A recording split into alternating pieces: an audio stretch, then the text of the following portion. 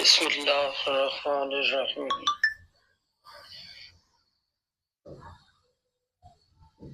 حضرت ابی بن کعب رضی اللہ تعالی عنہ قرآن کے خادم، علم کے مینار اور صحابہ میں ممتاز شخصیت۔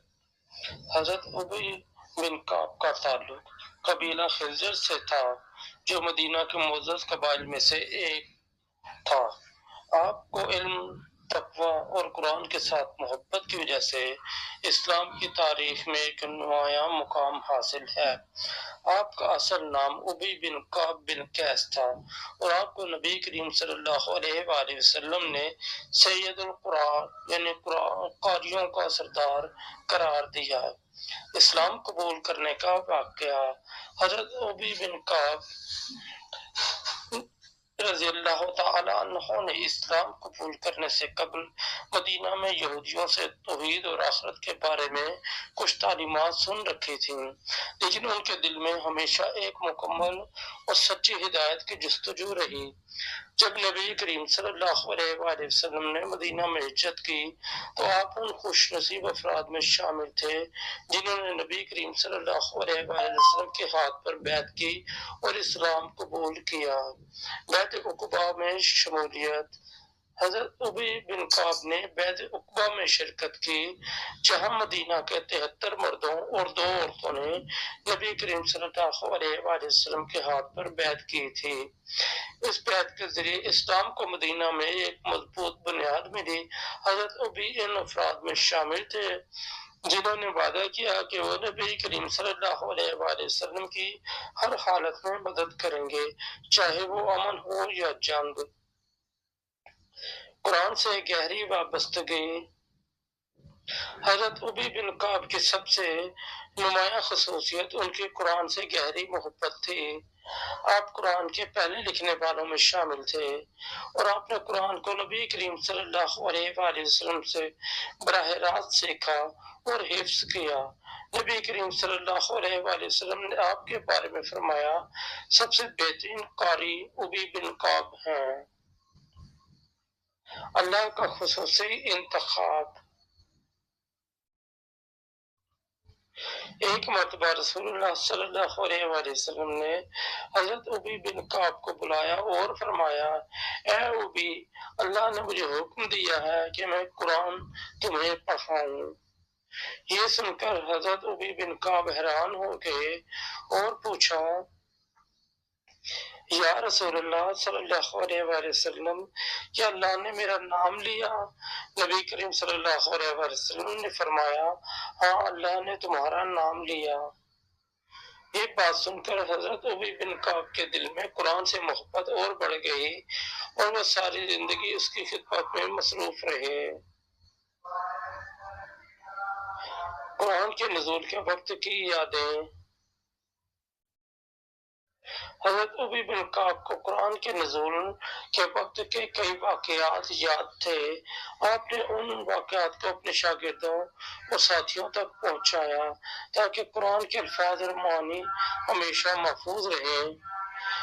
ایک مرتبہ نبی کریم صلی اللہ علیہ وآلہ وسلم نے فرمایا، قرآن کے مسائل اور سوالات کے لیے ابی بن کعب کے پاس جاؤ۔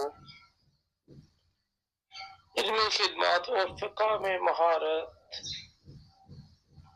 حضرت ابی بن کعب کو نہ صرف قرآن کے علوم میں نہیں بلکہ فقہ اور حدیث میں بھی گہری مہارت حاصل تھی۔ آپ نے کئی اہم فتوے دیے اور دین کے معاملات میں صحابہ کرام کی رہنمائی کی۔ خلفائے راشدین کے دور میں، خاص طور پر حضرت عمر فاروق اور حضرت عثمان غنی کے زمانے میں آپ سے اکثر مشورہ لیا جاتا تھا۔ حضرت عمر کے دور کا ایک واقعہ۔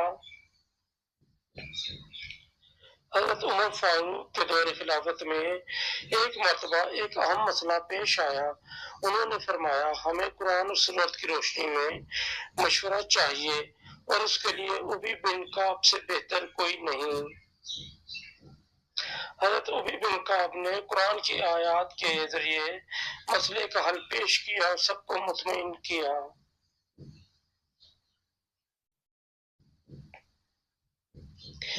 ایک عظیم معلم۔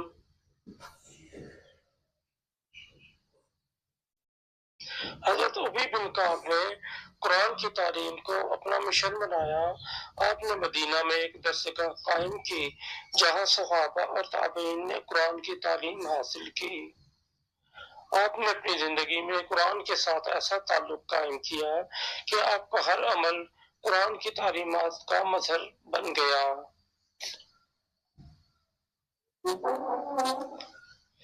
عبادت اور دعا۔ حضرت ابی بن کعب کی عبادت گزاری بھی مثالی تھی۔ آپ رات کو دیر تک قرآن کی تلاوت کرتے اور اللہ تعالیٰ سے گڑ گڑا کر دعائیں مانگتے۔ آپ ہمیشہ امت کے لیے دعائیں کرتے اور اللہ تعالیٰ سے دین کی سربلندی کی التجا کرتے۔ وفات اور میراث۔ حضرت ابی بن کعب نے اپنی زندگی اسلام کی خدمت میں گزار دی۔ آپ کی وفات حضرت عثمان کے دور خلافت میں ہوئی۔ آپ کی وفات پر مدینہ کے لوگوں نے گہرے دکھ کا اظہار کیا، کیونکہ انہوں نے ایک ایسے عالم اور قاری کو کھو دیا تھا جو قرآن کا حقیقی محافظ تھا۔